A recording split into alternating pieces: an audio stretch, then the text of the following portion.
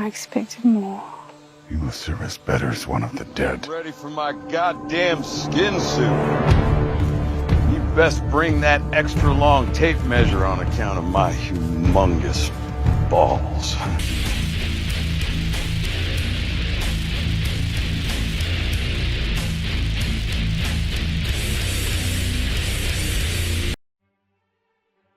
The Whisperers. Is there a bigger group of apocalyptic deviants in all the zombie apocalypse, walking around the American South wearing the skin of the undead like the final Super Saiyan form of Ed Gein? The atmosphere of the episodes when the Whisperers are present completely changes, and the series once more dips its rotten toes into the horror genre that we were all craving for, like a ghoul hungering for warm flesh. All jokes aside though, when the Whisperers were introduced in the middle of the 9th season of The Walking Dead, it was a breath of fresh air. After middling human villains and convoluted helicopter escapades, Eugene and Rosita, after sliding down a ravine to escape a herd of zombies, they hear the walkers whispering among themselves. What's this? Zombies communicating and using tactics to hunt down some of our favorite survivors? The reality, while not quite as intriguing, was still what audiences needed to reinvest themselves into a worthwhile storyline. The only downside to this was that, despite the intrigue of the new antagonists, the audience was still hemorrhaging numbers. In terms of raw numbers and viewership, The Walking Dead Season 9 experienced a significant decline. The first episode drew 6.08 million viewers, a 47% drop from the Season 8 opener. This was only exacerbated by a steady decline as ratings fell below 5 million viewers for the first time since Season 1, with the finale of Season 9 becoming the lowest rated in the series' history at the time, again with only 5 million viewers. Unlike the walking corpses featured in the series with their decrepit, slow gait, the series was sprinting towards failure. Still, I maintain that with the introduction of these skin-wearing villains, we were given the last truly great storyline in the series. When it comes to The Walking Dead, all but the die-hard fans dropped off from watching the series at one point or another, be it radical changes from the comics, devastating character deaths, or other gripes like the shift in style as the series progressed and moved away from horror and more towards action and character drama. There's a litany of reasons as to why you, personally, felt as though the series no longer interested you. I believe that in 2026, it's universally agreed upon that, with The Walking Dead in particular, it was nearly impossible to continue telling an engaging and meaningful story when, ultimately, it amounts to the same thing. Survivors must band together to create a foothold in the apocalypse. Things are going great until a new threat emerges, typically a group of antagonists that seek to claim their base or resources. A fight ensues. And then, once the survivors inevitably win, they enter another period of calm where they're able to repair the damages, bury their dead, and forge new, strange alliances. The Walking Dead did well to remain as engaging across 11 seasons as it did. Unfortunately, that sudden permanent decline in viewership after the Negan saga began, which I've discussed in previous videos here on the channel, was ultimately the nail in the coffin for the majority of fans, especially those only casually invested in the series. It was simply a bridge too far. People just weren't willing to contend with another season of abject misery, nor willing to invest their mental energy into another character that was, in all likelihood, going to get killed off too.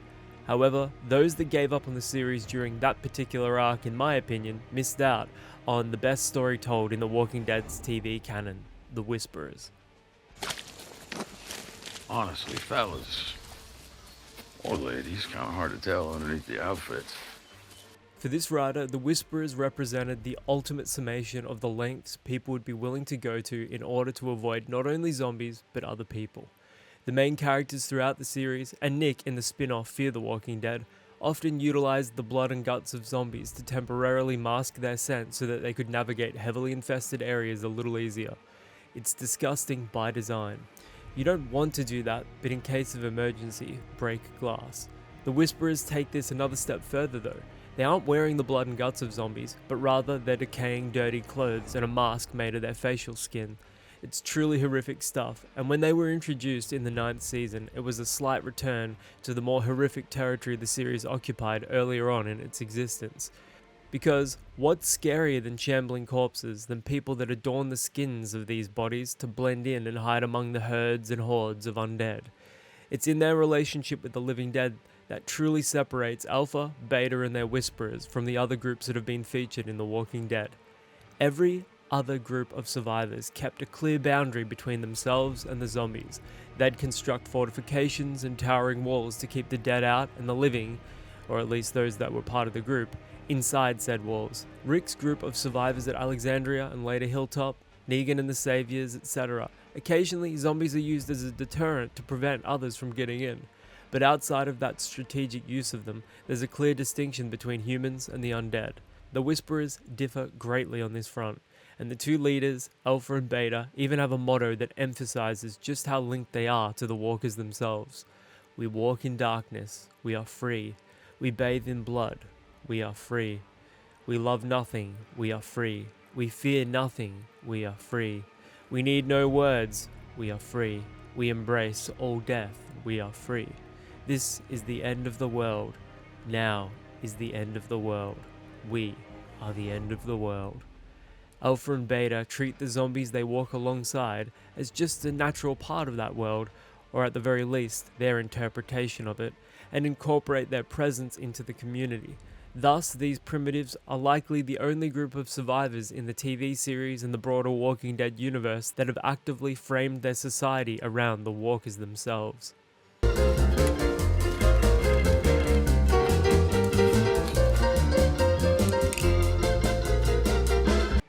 This brings me to the fact that the Whisperers were the first and only time Robert Kirkman in the comics and the team of writers for the TV series managed to explore the fringes of humanity in-universe without resorting to another group of thugs that essentially just bullied their way into the position they found themselves in.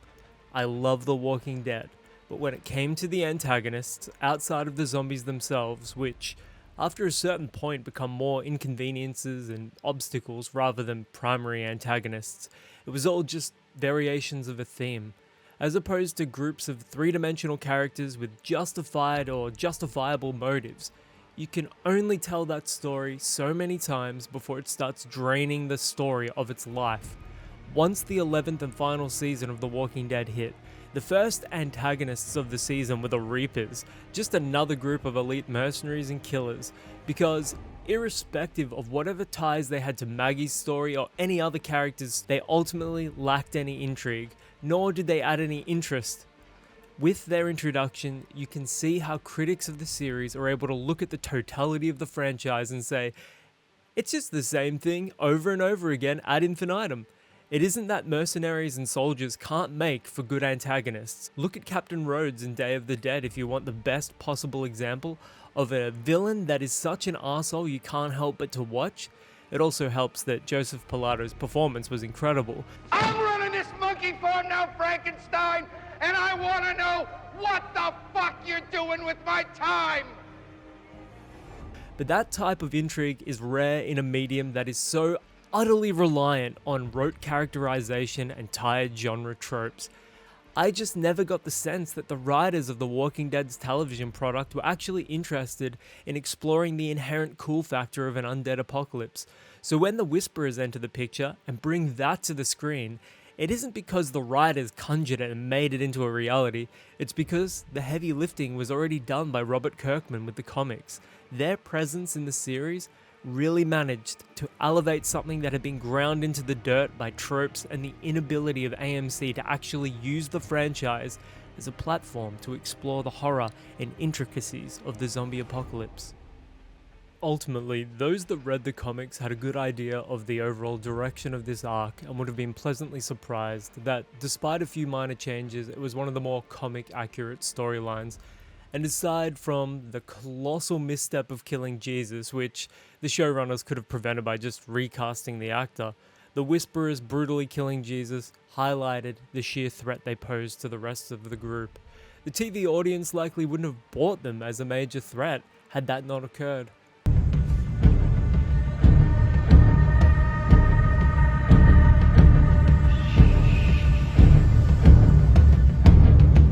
Looking in totality at all the major antagonists our heroes faced, the Whisperers stand out from the crowd. Led by Alpha and Beta, this group of primitives had no use for guns and assault weaponry to provoke fear, but rather They used their hideous skin masks, shocking appearances, and animalistic tactics to outmaneuver anyone they came across in the undead-infested wastelands. Their presence throughout the second half of Season 9 and all throughout Season 10 gave longtime fans something different and worthwhile to hang on to when it seemed that the showrunners themselves were intent on not course correcting, but crash landing the series altogether with poorly written villains and insipid characterizations, which this writer thinks to have been The Walking Dead's greatest problem all along. The series was only ever as good as the villains Rick and his band of survivors came up against, and between Rick's walking the thin line between good and evil and Daryl's redneck charm, they were only ever going to be able to carry so many loyal fans so far. At the end of the day, even with my bias towards Negan being my favorite villain of all time, the Whisperer arc remains the best the series ever produced and the lone highlight of a critically derided and panned last few seasons.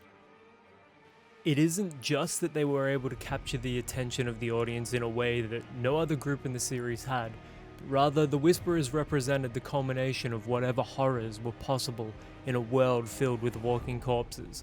People that not only celebrated them, but treated them as utterly necessary, not obstacles, not creatures to be pitied or mercy killed, but an active and important part of the world itself.